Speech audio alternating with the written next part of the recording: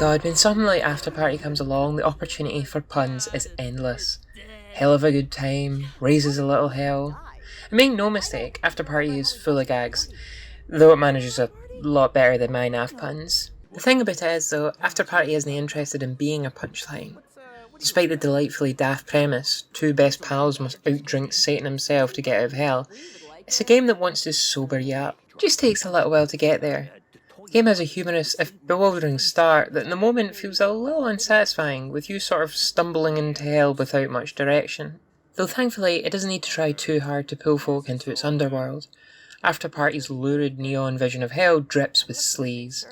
Though Christian mythology is absolutely used to full effect here, in fact Afterparty is surprisingly well versed in that department, its depiction of the afterlife is atypical, but makes perfect sense both for the story it's telling and for a modern audience.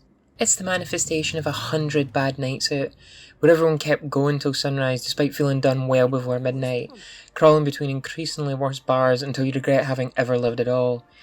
While it captures that particular nightmare spectacularly well, Afterparty is far more enjoyable to experience, thanks to the company you keep. Milo and Lola are awkward young adults, naive and flawed in all the ways that make them more relatable than maybe you'd like. Not that it'll stop you laughing, Afterparty is a rare game of comedy that sticks the landing. There's jokes, puns, visual gags, and some pitch-perfect comedic timing.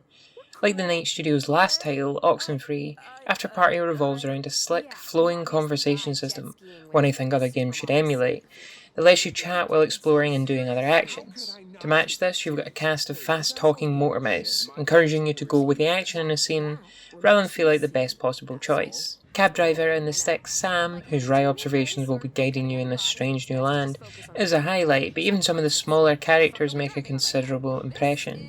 It's an indie trend, Kentucky Route Zero does the same, as did Oxenfree, of taking conversations away from these awkward transactional interactions towards more dramatic territory. That level of consistent narrative focus makes Afterparty feel less like a typical game and more like a well-planned story. Not that its conversation system is without wrinkles. There's a fun mechanic where you can try different drinks to open up new conversation options.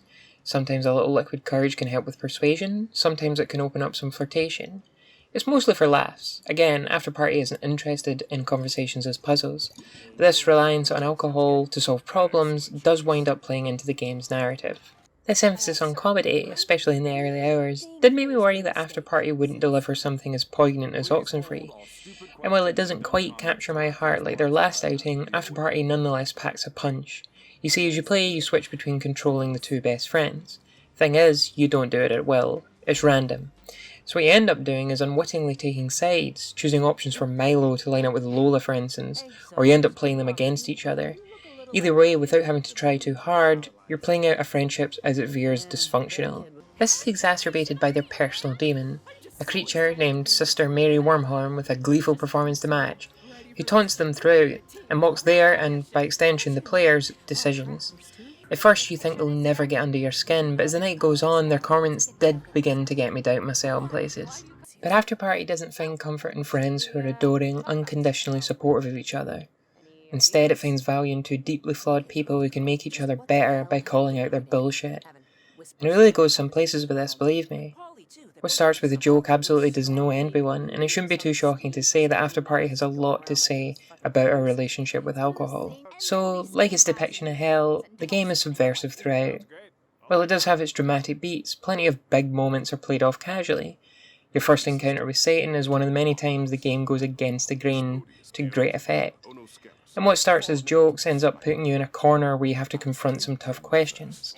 As someone who's had serious drinking problems, whose mental illness has made them a problem for their friends, Afterparty hit home in a way nothing I've played this year has. And that's down to the grounded, nuanced characters.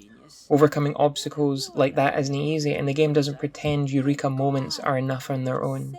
Thanks to a slick conversation system, a novel vision of hell, and some expertly played gags, Afterparty goes down easy, but leaves you with a bit of an emotional hangover, making you question your previous decisions.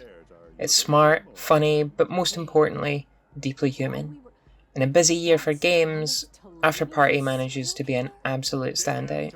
Hey, that reminds me. What did one eye say to the other? Between you and me, something smells. Ah, you must be the clown my ex-wife ordered me for our anniversary.